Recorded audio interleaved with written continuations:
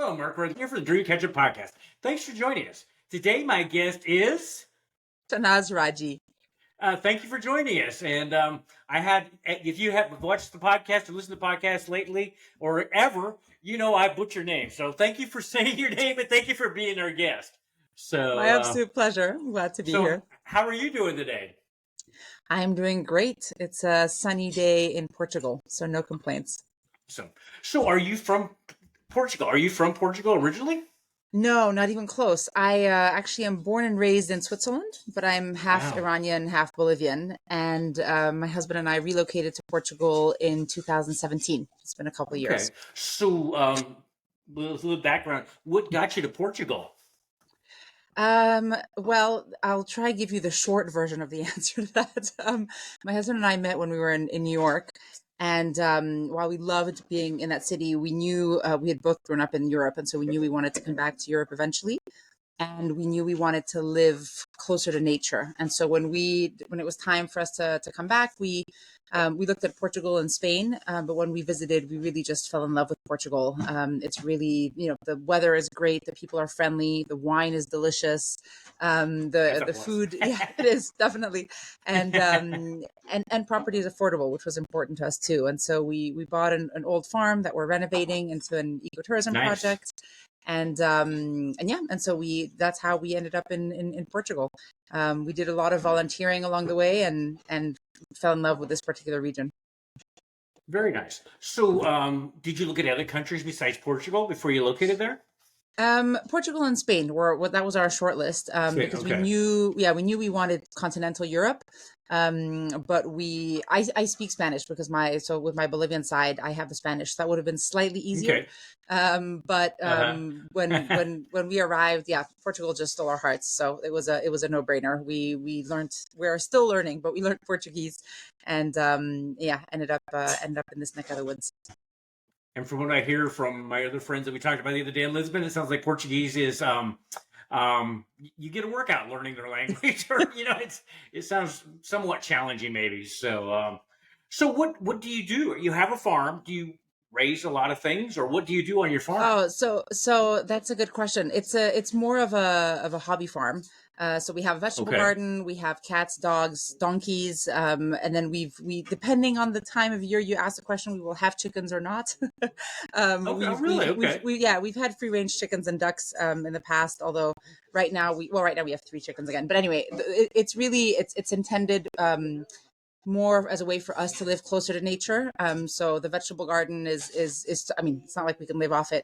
My starting point is I kill cactuses. So it's taken a while for me to learn how to grow things. Yeah. And we aspire to be as sustainable as possible. But really we're completely off grid and ultimately we hope to open an ecotourism project. So being able to share the space so people can come and be closer to nature and reconnect. And hopefully, run some different workshops and stuff. I mean, that's a longer term thing. That's awesome. The farm piece. So what is your dream? What does the dream look like for your ecotourism thing?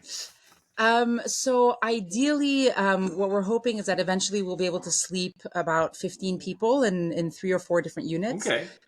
Each unit with its own sort of kitchenette and bathroom, so people can be a little bit independent if they want to.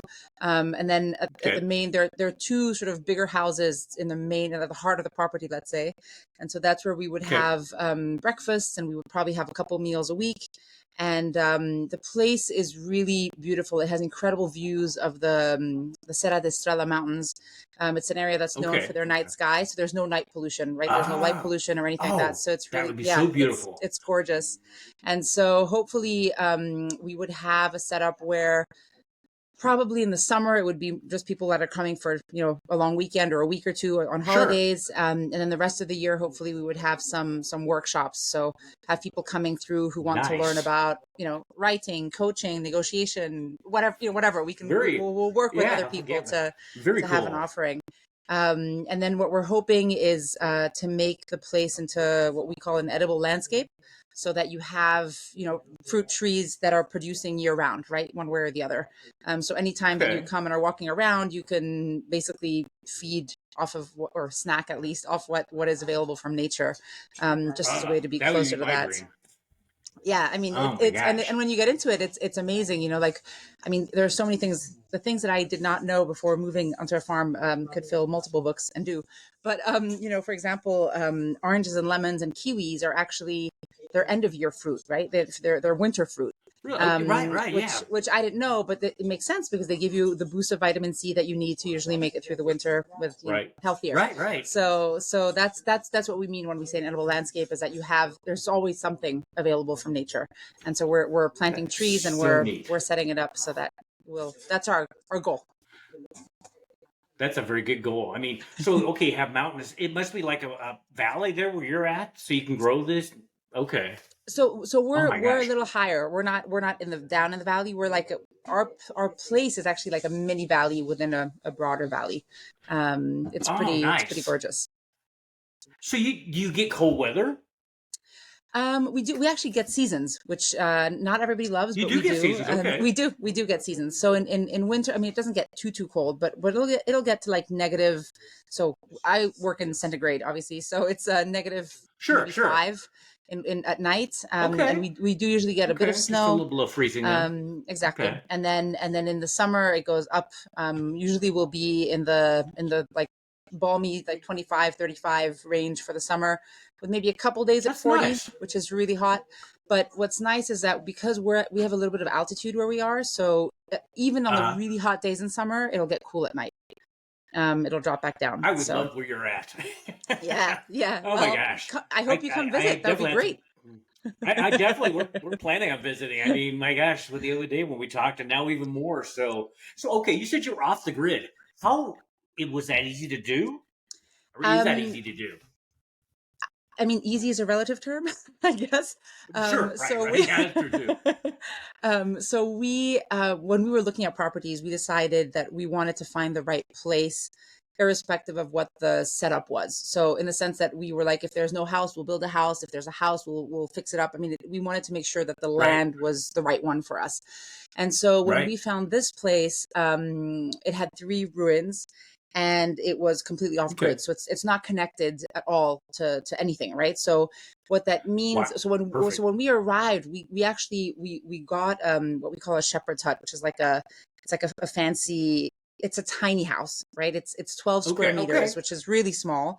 That And we is. literally got a truck that just delivered it and just like plopped it in, like, you know, this one specific space, and that was it. Like That's there my was nothing that's there, my right? kind of house. It's just there. Yeah. It's just there, but there was no running water, there was no, and so slowly over Oh wow. time, my husband is a watchmaker by training, which means he's good with his hands and he's good at Cool. reverse engineering, which is a lifesaver, Right. because if you depended on me for all Yeah. this, we'd Yeah. I probably can see this still be situation. struggling. But so we have there are a lot of but there are quite a few natural springs on the property, and there were a Okay. couple of Nice. spots that were very wet when we arrived, and there were pipes coming out of the walls or out, so we knew that there was a lot of water. And so one of the first things we did is Perfect. we had water reservoirs built, and then my husband basically set it up, you know, like got a machine, dug trenches, set up the pipes. I mean, it's like it's kind Okay. of mind boggling when you think about it, but everything is gravity fed. So all of like the springs that we use for the water are higher up in the property than the houses. And Okay. so everything now has been, you know, has So you been got piped, and now everything, yeah, right. exactly, runs based on gravity. And then in terms of electricity, we have solar panels, right? So we have a whole Okay. system. Okay.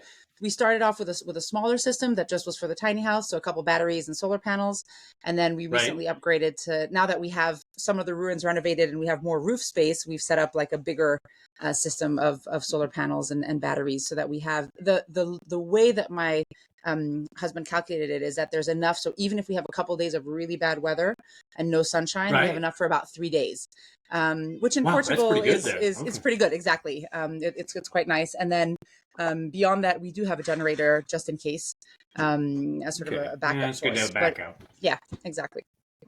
So, I mean, if you have natural springs, do you have, I mean, have spas with the natural spring water, or is that ever in the? I mean, you know, there are actually quite a lot of thermal baths in the region, Are there? that are, Okay. yeah, that are, you know, have different levels of comfort and rusticness. Where Uh we huh. are, it sounds very romantic. The water is really cold. So I think if we use the water for anything, it would probably be more using some of our reservoirs for, there's this whole trend of like ice baths and I like was all gonna this say breathing, right? you're right in That thread would be there. more, yeah, that would be more, Cold I think, what, plunges. what we could Yeah. exactly that we can cater to year round. So who knows? Oh, Maybe perfect. that'll be part of it. Oh my gosh. Okay, you said do you like to cook with all those fresh ingredients there? Do you cook or do you like to cook? We do. We love. I mean, my husband and I are both. We both love food. So we Okay. we definitely cook, and we've actually. Well, we cook more since we've moved to Portugal. We cooked a decent amount even in New York City, actually. But one of Uh-huh. the things that we realized, I mean, in rural Portugal, as much as it has a lot to offer, diversity in food options is not at the top of the list, right? So there are a Isn't couple. it? It's gotten better in the past few years. There are a couple sushi Okay. places, and there's like an Indian place, which is mind-boggling for rural Portugal. That is. But for the most part, it's been a good incentive for us to dive a little bit more into cooking sort of Asian-inspired food or curries and Very things like that. nice. So yeah, we do Oh, that and a lot at home. curries are so good. Yeah. That's one of my favorite things, a good curry. So, so I know we talked the other day. You said you crossed the valley or something. Because I talked to people in Portugal about their fresh baked breads and stuff like that. Mhm. Do you make any breads? So we don't, during COVID, my husband and I both thought maybe we'll start finding a sourdough starter and start getting into Right. that trend. Uh-huh. But we never really did, and part of that is that there are, yeah, there's a mountain village just across from us, which is, it's like a 10-minute drive, but visually it's just across the Uh-huh. valley, and they're known for Okay. their bread. So every year they have a bread Mm. festival, and they have Oh, I most got a small village, festival. yeah, most small villages around here actually have communal bread ovens, but Oh, they have really? multiple Okay. ones, yeah. And so, because traditionally they would fire them up once a week, and then you could, everybody could sort of have their turn, and it was like just a communal effort. So you didn't have to have all the That's awesome. I love resources. that. It's pretty clever. And so, yeah, the place across, I mean, that one has multiple communal bread ovens. So you could actually order bread if you want. And then that one time a year, of course, it's like a ode to bread. And Uh, I have to say that's that some would of be the so best bread I've dangerous ever to me. had. The bread, yeah, yeah, it's understandable. I've eaten bread all the time. And So when you, we're also in the region known for sheep and wool production and cheese. oh So wow, it's not, it's there's not a huge amount of diversity in terms of the types of cheese that are right? produced, but the cheese is pretty good. Yeah, So that's that's also another one. nice. I mean, That's right up yeah, with bread. So, and you said wine already, so you got me exactly. right there. Oh That's my the gosh. trifecta. So okay, when you got there, was that what you thought that area like Portugal would be like? Was it a big I surprise or It yes and no. I mean, we knew we were going to be in sort of a rustic area, right? We knew we right? were coming to rural Portugal. I mean, that was no surprise. But we've discovered a lot of things along the way, right? Because Okay. I actually, when we first visited Portugal, that's when I discovered that there were great wines. I didn't actually know before that. And Uh then, huh. the specificity of this region being like a wool producing region, and having sheep and all that, Yeah, that, that's that we interesting. didn't really know. I mean, Uh huh. we didn't factor that in. It was just kind of Right. Right. like good surprises that we Yeah, discovered that along is a the very way. good Yeah. surprise. So I mean, they make clothing there that you can buy, or do Uh-huh. they okay, they They do. they do. I Uh, mean, there are a couple. They're about 45-minute drive from us. There are two of the main, I would say, two of the big wool factories that okay. exist. You can visit them. It's quite a cool visit. It's a little less than an hour, and it's fascinating because they have these really old machines, and they have Mm-hmm. all the way to the newer ones, and so you can kind of Right. see the evolution of Oh the wow, of that's the of the cool. trade. And they do a lot of different productions. One of them is known for what they call burrell, which is wool, but it's treated. It's a bit like felt. It's treated Oh so really? that it's Okay. actually it's like waterproof.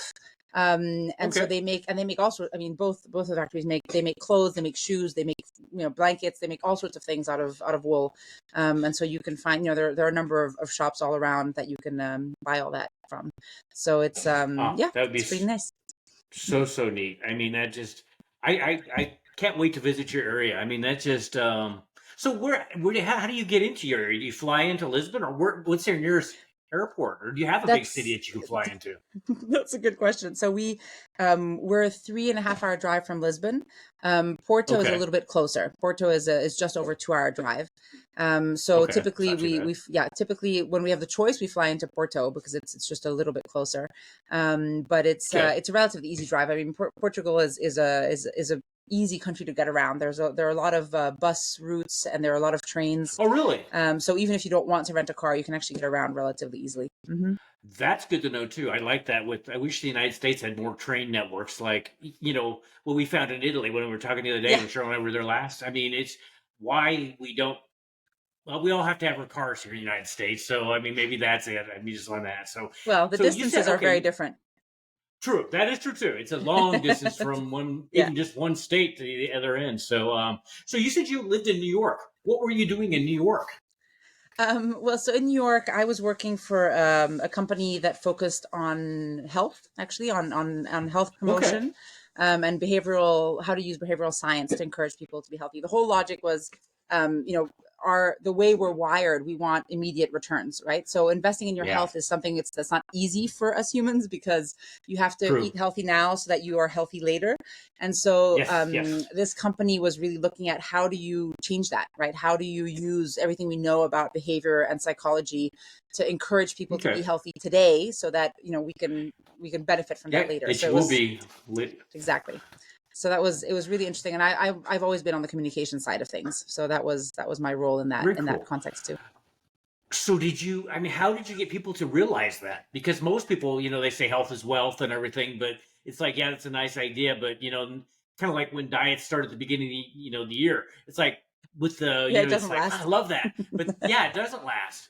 Did you have a way to get people to realize it and just to keep continually taking action towards that? So there are a couple things that work. It's really, I mean, it's a whole science, right? But for example, Hmm. one of the systems that this company set up was a bit like it's like a loyalty program, but it's linked to Okay. health. So for example, if you walked, you got a Fitbit that you connected to the program, and if you walked a certain number of steps every day, you would get points. And then Nice. if you got your physical done every year, if you did, there are all sorts of little things that you could do that would get you All the, points. okay. And then, so this company catered to other companies. And so then you could set it up differently. But for example, some companies decided to link the points to like Amazon gift cards. So you had a Ah, very okay. real, tangible sort Yeah, of you return. exactly. And Yep, then, yep. and then as they continued to do research, they realized that one of the issues is that if you have if every time you do something, you get a specific reward, the benefits of Okay. that reward kind of trail off. So it becomes less exciting to get that reward because you expect it. And so True, then true. they also added in an element where, you could get points and build up, and then it would translate to you being part of a raffle. And so then, Okay. and That's being part of a interesting. raffle triggers a whole other part of your brain because you don't know if you're going to win, right? There's that element of chance, Right, right. and so that That's keeps it interesting. exciting, It does. because I it like keeps you that. on your toes. Yeah. So there's, I mean, those are just a couple of the things, but it was fascinating because it went from everything from sort of general health, and then the company Hmm. also took specific measures to around sort of tobacco control and helping people quit smoking, Yeah. which is kind of a Yep. whole other beast. But it was Yes. really fascinating because it was really just learning about behavioral psychology and there's so much there in terms of how systems are set up and how you can encourage people to either be healthy or not be healthy, That would have been in very that direction. interesting. Very Hmm. interesting. So did you like New York? Oh, I love New York. I mean, I was there for 3 years, and it felt like a honeymoon from A to Z. It was really, New York is just one of That's those cool. cities. I mean, the food is amazing. There's the diversity of Yep. people. I feel like New York is one of those places, like anything you're interested in or want to learn is at your fingertips. Right. So That I that I bet. loved. I Yeah. did, I did a little bit of tap dancing. I did a little bit of, I mean, I did like a trapeze class. So random, but it was Oh wow, that's really, awesome. really fun. And so it was really, yeah, it was an amazing couple of years. I have to say, it was really, No. really enjoyable.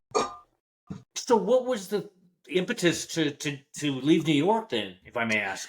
Well, so my husband and I, we knew it wasn't going to be long term because of a visa question, Okay. right? Like we had True. a 3-year work visa, and then we knew that after Okay. that, either we sort of went down the route of trying to get a green card and really sort of setting up our lives in Right. the U.S. or not. And given that both of us, I mean, I have family kind of everywhere, coming from my mutt background, but my husband's family is really focused in Europe, in Belgium, primarily in the Netherlands, Okay. Yeah. and so we knew we wanted to come back to Europe, and so Well, that that makes was sense. yeah. That definitely So. does. And I know you've worked for, or maybe still do, the United Nations. Mhm. Do you still do? Yeah, so I've worked for the United Nations on and off, and right now I'm working with a team that's part of 2 United Nations agencies: the UN Okay. Office of Coordination for the Humanitarian Affairs and UN Development Program.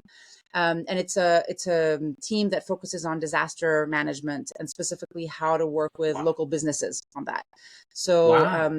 it's fascinating. It's really unfortunately we have a lot of work, and that doesn't seem to Oh, I be going to bet. change anytime soon. But No. it's a really interesting question. I mean, we're linked to 2 agencies because there's one agency that's the agency where, for example, last year when there were when the earthquakes in Turkey, and there Right. was, sort of, there's a huge influx of people who want to help, and agencies and I organizations. could And so could see that. the OCHA, which is the sort of the nickname for the organization, they're the ones who get in there and they do the coordination, right? They help make sure that everyone is working Okay. together, Okay. that the right people are talking to each other, that they're working with the government, just to avoid redundancy and duplication of efforts. And then Makes the sense. Yeah. other agency that we work with, which is the UN Development Program, they're more focused on sort of recovery and what does that look like. So how do you make sure that Okay. communities either prepare for, but also go all the way through to sort of recovering from disasters in a way that makes them more resilient ultimately. And so we're kind of in the Perfect. middle of that, and Okay. our logic is local businesses are there, right? They're on the front lines, and they're gonna True. be affected and Work want to with something help you. and want to mobilize no matter what. And so they Right. may as well be part of the system and part of the efforts, Exactly. to make it more Amen. impactful. So, how, if somebody was interested in working with the United Nations, or how did you get started with them, or how did you know you wanted to do that? Well, I didn't know I wanted to do that. It was Is kind of that luck of the draw. okay? One of those I mean, deals. Okay. so growing up in Geneva in Switzerland, was a good starting point in the sense that the UN headquarters are there. There are a lot of different UN agencies that are based there. True. And so growing up, that was part of the context, right? I had a lot of friends who worked for the UN. My parents worked for the Okay, UN. that makes sense. And Uh-huh. so when I finished university, I got an internship at one of the UN agencies in Switzerland, and it was made easier. I mean, it was an unpaid internship initially, and so it was Okay. made easier by the fact that I could stay with my parents and it didn't have a lot of overheads. But if people are interested in working for the UN, there are always openings. So it's Oh, really really? it's a question Okay. of yeah, it's a question of looking at online, and depending, it depends also what kind of jobs you want, right? The sort of headquarter True. jobs are True. harder to get. There are always a lot of field positions that are opening up, Makes sense. and then it's just a matter of, it helps to have languages, French, English, Spanish, Careful to see that. yeah, Russian, Chinese, Arabic, the main sort of UN languages. Having even 1 or 2 of those is a huge asset. But beyond that, it's Yeah. mostly just being curious and interested and working towards it, Hmm. like anything. So awesome. So you talk about growing up in Switzerland. So Mhm. Switzerland, I've never been there. I've seen awesome pictures and heard about Switzerland. Is is Switzerland kind of that way from your view of growing up there? I mean, I guess the reputation Switzerland has is founded on reality to some extent. I mean, it's a beautiful Uh-huh. country. It's very well organized. It's Uh-huh. very structured. The mountains are gorgeous, and it's true that Yeah. the lifestyle is pretty high, right? It's a pretty good life. Hmm. People tend to. I mean, the cost of living is high, but you make good money as I well. bet. So, in that sense, I guess Switzerland does live up to its reputation. And the chocolate Okay. is delicious, and the cheese is Oh, is that amazing. I mean, Swiss chocolate? Yes, that's another yeah. one. Yes. Oh, yes. So, okay, with winter being there, do you do winter sports, or do you ski or do any of those Yeah. things? Ski, Did you? snowboard, Okay. definitely. Yeah, yeah. I mean, it's well, I would be exaggerating if I said it's impossible not to, but it's really at your fingertips. And that's some of the things, that Yeah. people Mm. who come to Switzerland fall in love with it because you have so much right there, right? The mountains are, you know, Yeah. from Geneva, for example, It and even from just Zurich, you're like, it's like an hour drive and you have so many okay. choices of gorgeous mountains, whether it's for hiking or for skiing or snowboarding or whatever. But you Right. also have a lot of lakes. So you have a lot of water sports. So it's Oh, really, it's an easy place to be outdoors, and I would to have love a that. really, yeah, That would it's be pretty special. so between skiing and snowboarding. Which one's your favorite one? I've looked into snowboarding and never skied. So, or is there any So difference? there definitely. So I, growing up, I skied because that was, you know, I guess Right. more the norm, the default, let's say. And as soon as Sure. I could, I switched to snowboarding, for a very specific reason, which is I hated the ski boots and I hated having to carry the skis and the poles. I was just like, I don't. Okay. And snowboarding for me was, it was like, I mean, just if nothing else, it felt like I was wearing slippers and I just had one board to carry instead of a. So I True. sort of went into snowboarding for a long time, and really really loved it. But it's true that when you snowboard, you spend more time on your bum, and you tend That's to what end up I've heard. with like bruised knees. That would be me. Um, so I think, Oh, I mean, I haven't, you know, I haven't gone. I mean, you actually, so believe it or not, you can ski in Portugal, and the ski really? I was just station, going to ask yeah, you that. there is skiing, and it's about a 45-minute, an hour drive from us. That's not And bad. That's when we good. went, it is. I mean, um, it's very basic compared to Switzerland, which of course is not really fair That because would be. Switzerland is like some of the best skiing in the world. Yeah. Yeah. It looks But amazing. I will say that when we went back recently, I skied because I think you know, I feel like snowboarding is great when you're like between the ages, up until you're in your 30s, 40s, depends how fit you are. But it definitely feels a little easier to go back to skiing now. So I Okay. guess it all depends on Good to know. how much you, yeah, how flexible you are, how athletic you are, what your preference is. Yeah, I'm gonna make a note of that. Very much a note of that. So, but so changing directions. You are an author. So, what got you started writing a book? And what is the name of um your book before we so start? yes, so the I just published my first young adult fantasy book called Flight of an Orphan Thief. And Um. it's a book that I, in some ways, had never expected to write. When I first got to Okay. Portugal, you know, with my husband, we took time off, so we were volunteering, so we had more time available than usual. Right, there was no full time job to eat up those daytime Uh huh. hours, and I found out about this challenge called the National Novel Writing Month, or NaNoWriMo, Okay. which started in the U.S., but it's a worldwide phenomenon at this point. And the idea, it's every Nice. Okay. November, and the idea is to write Okay. 50,000 words in 30 days. And so I was in Thank Portugal. you. I had access to Wi-Fi. I had my computer. I had time, and I thought, Perfect. well, Right. I'm a sucker for challenges. So if not now, Yeah. then Why when? not? Yeah. And so I probably decided about a week ahead before that I was going to try and do this. And so then, of course, I started thinking about what, you know, what am I going to write? Like what? It's not like I had a story in my mind. You know, some authors have these stories that live in their minds for years, and then finally they put them down on paper. And Right. as I didn't have that, I wasn't sure where to start. And I decided, so growing up, I have an older brother who used to play Dungeons and Okay. Dragons, and Oh, he I, is. yeah, and I used to sit at the table and just listen, rapt, you know, about all these Uh adventures and huh. characters and incredible things happening. And so eventually, I wore my brother down, and he accepted to have me join the crew. Uh huh. And so I played for a couple years before going off to university. And so I decided to write the backstory of one of my favorite Dungeons and Dragons characters. So Okay. it's in a world of my own creation, but it is inspired by, you know, this character. And so that made it easier because Very it's a good. character that I was quite familiar with, right? Because I'd sort of played Mm-hmm. this character Right. and been, Yeah. so that's kind of the that was a how the story came about, how the book came about. And then, as many authors will probably tell you, then it was just a matter of just kind of hanging on for the ride, because I had a couple of ideas on what the story would be, but then my Sure. character kind of did her own thing. I just tried to follow.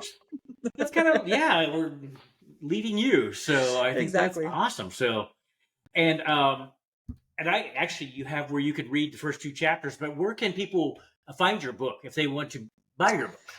So Amazon. That is the easy Amazon. answer. Okay. And it's available as an ebook and as a paperback. Okay. And it's, as you mentioned, if you sign up to my newsletter, you get the first 2 chapters for free. And then if you They're want, very otherwise, good. yeah, Amazon is, thank you. Amazon is the place to go. It's been, it's been a fascinating journey. I self-published. And so it's been, Okay. I mean, I think any journey into the writing world and the publishing world is probably a roller coaster, but, it's been really interesting to dive into that also and to discover a whole new universe of yeah, Oh, I everything. bet. Yeah. So was that? I mean, was that what you thought it might be like to self um publish?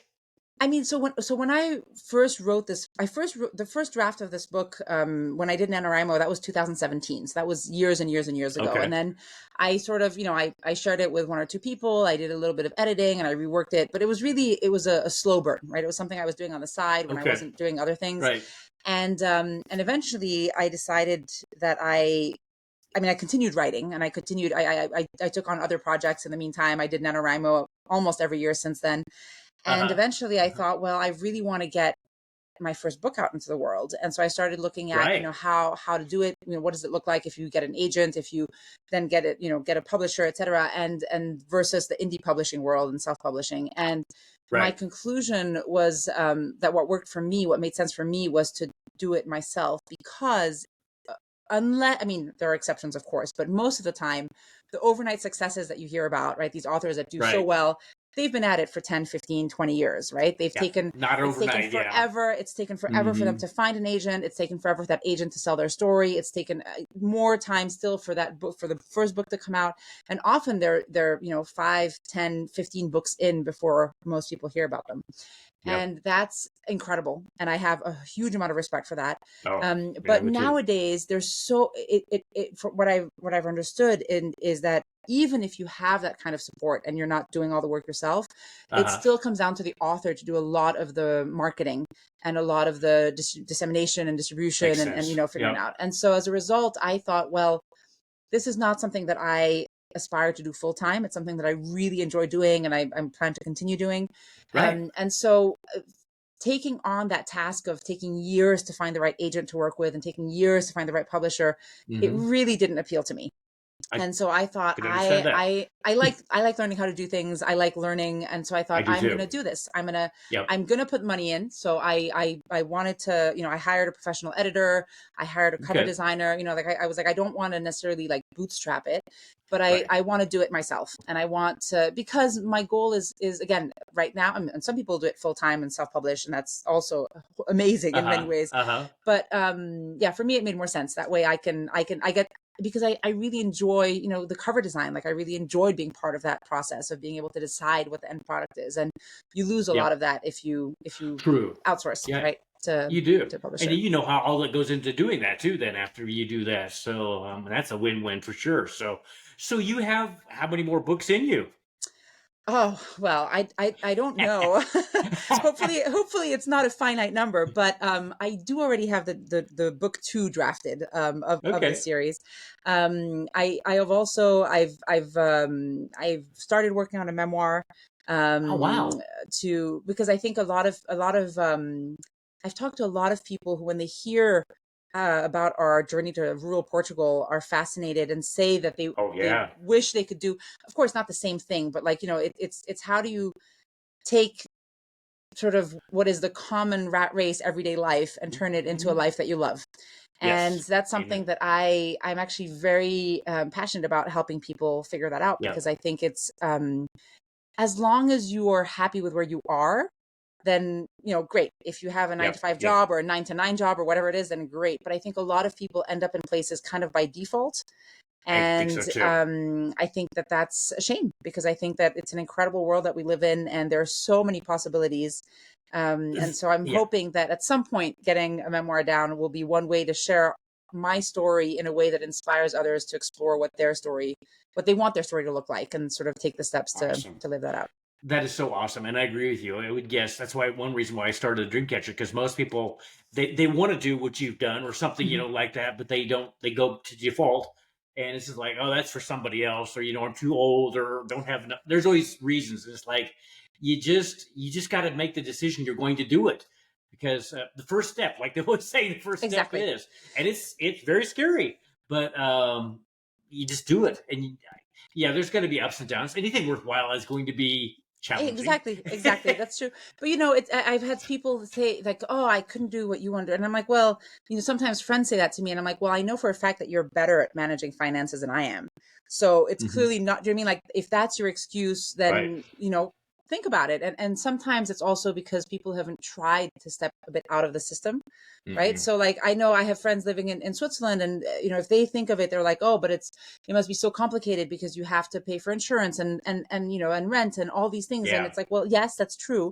But if you're in a different country, if your dream is to live in Latin America, like it's a completely different setup. Yeah. The True. costs are different, so I think that and often there are little things that you can do, as you were saying, like those first steps. It doesn't, Yeah. it doesn't start by you like walking away from everything and starting from No, scratch. I wouldn't You can, recommend that either. no, exactly. You can learn about things. You can go on, you can take courses, you can volunteer, Yep.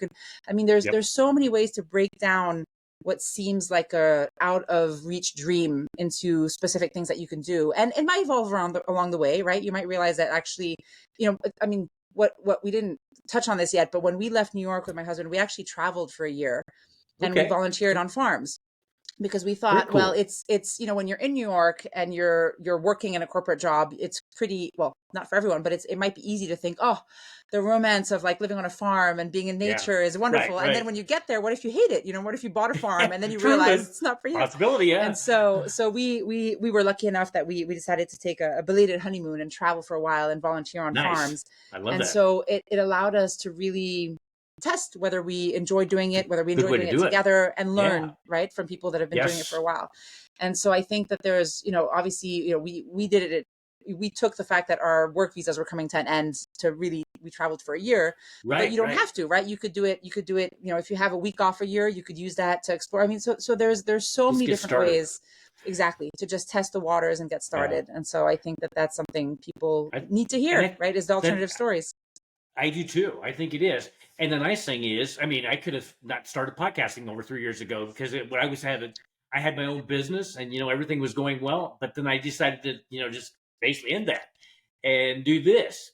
And it's like there are times it's like, yeah, that would have been better if I just stayed there. But then I wouldn't be talking to you. I wouldn't be actually talking to anybody I've done on the podcast or anything this whole journey has been. And the nice thing is, there's so many with today's world. There's so many other people that are there to kind of as support.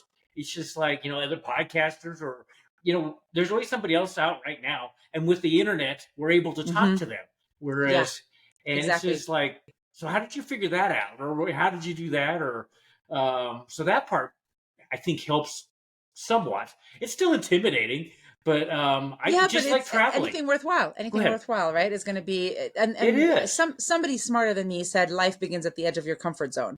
Right. And now and I think true. sometimes it's fine to stay in your comfort zone by all means, but to just test that, right? Sometimes, yeah, If nothing yeah, else, go beyond it and then come back to your comfort zone, right? And you'll appreciate it all the more so because you know why you're you there. will. And that's also Yes, something that I feel like, there are some people I know that they're actually very happy in their sort of corporate jobs and living in a they city, are. right? And that's fine, Yep, but it feels like they know that, and so they appreciate what they have, versus other people yep, that tend to complain because they're not quite happy, but they're also not doing anything about it. And so I think giving people like that yeah. examples of what they could be doing on the side or extra or whatever or differently, I just think it's really Yep. important. Life is too short So to do be, I. and you work for a lot of hours, right? So it's kind of like it's You a lot of time do. to be You miserable. do. Yeah, you don't, and life is very short. I mean, Hmm. I used to work for a lady, and she died at 90. She was in her 90s, and she's always would say, "It's Friday again." It's like, yeah, another week's gone by, and it's like Yeah. I never thought of it that way. But and she did quite well all her whole life. But it's just like look how far we already are to 2024. I mean, it's just Exactly. amazing how It is. fast It time is. goes by, And time and you need accelerates. to do it Yeah. now. Yeah. So yeah, it It's does. Well, let me tell you, it accelerates. As a kid, I wanted to speed up. It's like, nope, now uh-huh. slow it down. Let's slow it down. So, but Exactly. um, Exactly. no, that's why I want people to. I want people. I hope I inspire people with featuring people like you, and then with what I'm doing on the podcast. It's just like it's all possible. You got to believe it's possible, but it Yes. is, and it's so awesome. And like you said, there are people that are comfortable with doing the other. that's good for them. But I have so many people. It's like, well, how did you do that? That's not for me, and it's like it could No, be, or they say they don't know where to start, which is fair. Yep. But that's not a Yep. reason Yep. not to start, right? I mean, and this is something. No, I mean, it isn't. I've been lucky. I mean, it's also because I tend to be a little bit shameless in how I approach life. But I remember one of the actually that first internship I did at the UN. At one point, there was they so. They were like, oh, so we're hiring someone who's going to run International Women's Day for us, among other things. Oh, wow. And so you'll work with her, when she's on board. And I said, great. And they said, well, until she's on board, or he or she, you can already get started. And as luck would have it, the administrative side of things went so slowly that I basically organized all of Women's Day, and they ended up hiring a woman who came on. She ended up coming on board. I think it was the week before Women's Day. So by then everything was cooked, right? It was all done. And so I got this, wow. I was an intern. Like normally I would never have had that level of responsibility. True. And the theme that they had already chosen was female film directors. Now, I love going to the movies, but I knew nothing about female film directors. And this was at the International Labor Organization. So they also they wanted to tie in with, some of the bigger picture issues that they dealt with. And I ended up organizing a film festival for that, free film festival in Geneva for a week. And I had a panel with a female film director that came in from Paris. And nice. I don't even know if you ask me now, like, how did you do that? I'm like, I just started researching. I just started Googling stuff and like asking questions and reading up and like, and exactly. And, one friend who came to the film festival was like, how did you even know how to get like the physical, right? Because now you could probably do it all digitally, but there I had reached out to production houses that sent me the actual reels for the movies, and I was like, I just started calling people and asking questions, and and it just kind of worked out. And so that's the kind of experience that also helps, I think, once you've done anything like that once, right, then you realize you can do it again, and you can apply it across the board, right? It's really, that's the kind, and those are the kind of skills that I've luckily been accumulating over my life, is like the across the board ones, right? Like I have a huge amount of respect for people who have PhDs and dive in one topic and they go really deep. I'm the opposite. I'm like, let me do this across the board. That's me. I would rather do what that's just me. And that's how you learn by fire or whatever that saying is, but you learn really, really fast. So, but you learn. And, you do. I kind of find that exhilarating, it's just like, it's just like, this is so exciting. I can't wait to see what's going to go on today, and it's just like, I would have to be always that way. One thing, I would not be in an office setting or any of that, more structured. That's why I like to celebrate every day. That's why I like to travel, and that's another thing people say. It's like when you're talking about traveling, people are just like, they're intimidated, by that. And it's like, it really is not that hard. It isn't. Of course, it can be that hard in the United States. You might get a TSA line that seems like a few kilometers long, or miles, but and then some. Or like when we got into Italy, into Denver last summer, they had like 5 international planes come in at the same time. Oh my gosh, we were there for hours. Yes, and it's just it's just like you just do it. You're just part of it, and it's like I've never done this before. We had lots of time to think about it. Exactly. But it's like anything. It's like any muscle that you're not used to using, right? It's gonna be a struggle. It's gonna be strange. I remember when I started learning how to drive, and I remember thinking, there's so many things to do at the same time. Like I was like, how? And then I was like, well, people do this all the time, right? And people learn how to drive. And I was like, and I see people who drive and they listen to the radio and they're having a conversation. And at the beginning, I was like, I can't listen to the radio. Nobody can talk to me. I need to really focus. And even then, right? And it's, but you work the muscles and the real muscles and the proverbial ones. And then you learn and you adapt. And then you realize that you can have a conversation while listening to the radio while driving safely. Like it's actually okay. And so it's you look back and it's like, how come I couldn't do that to begin with? Yeah. So, but it's really, I think some people have harder experiences, I think, when they're younger, that sort of teach them to True. stay safe, right? And to sort of not Yes, try new yes. things. And that's probably much harder to break out of than, in my And I case, I've would been lucky agree. that I've been in a very supportive environment for most Yeah, of my me life. Not too. to say that there were no Yeah. challenges, but the baseline was Oh yeah, we always, all have our challenges, but yeah. no, I've been very blessed. But yeah, some challenges it's like, okay, I think I've had enough challenges for a little while here. So, but it's just if we had that decision that we or that choice. Mhm. It's So anything else that you'd like to share with the audience today? probably a lot more, but I think we covered quite a lot already. So Okay, I okay, think okay. I guess to close, I mean, it's kind of reiterating everything, but I really hope that by sharing different elements of my story, that people realize that they can write their own story too, whether literally in terms Yes, of yes. writing and sharing, or just in terms Yep. of the decisions they make and the lives that they lead. And for what it's worth, if any of the listeners are aspiring authors or people who want to write, or do any of the other things that I've done in my life, please reach out. I'm happy to Thank help you. in any way I can, whether it's just brainstorming or talking through things, or Hmm. sharing resources or things that I've learned in case it Awesome. avoids somebody Thank else you. starting at zero. Happy to do that. Uh-huh. That's awesome. I love that. That's the way I wish the world were. I wish the world were more like that. Yes, but we we're working towards that, and if we exactly. just I was get gonna more say people like that, we can do what we can do, right? We can yes, start in our exactly. little That's for corner. sure. So, but well, on that, I'm going to end the podcast, and thanks for joining us today. And I look forward to keeping in touch. I look forward to Cheryl and I coming over and I was gonna visiting. say, please come So, visit. That would be oh, lovely. oh yes, that's definitely. I'm not even putting that is on the short list. Excellent. So, And then we can uh, do a live podcast out in nature or something oh, okay. I with will. some I will wine. make a note of that. That sounds that talk about a win-win. That sounds really good. So, I will definitely look forward to that. And thank you for joining us today. And have a good rest of your day. And we'll talk soon. That sounds great. Thank you for having me. Mhm. Thank you.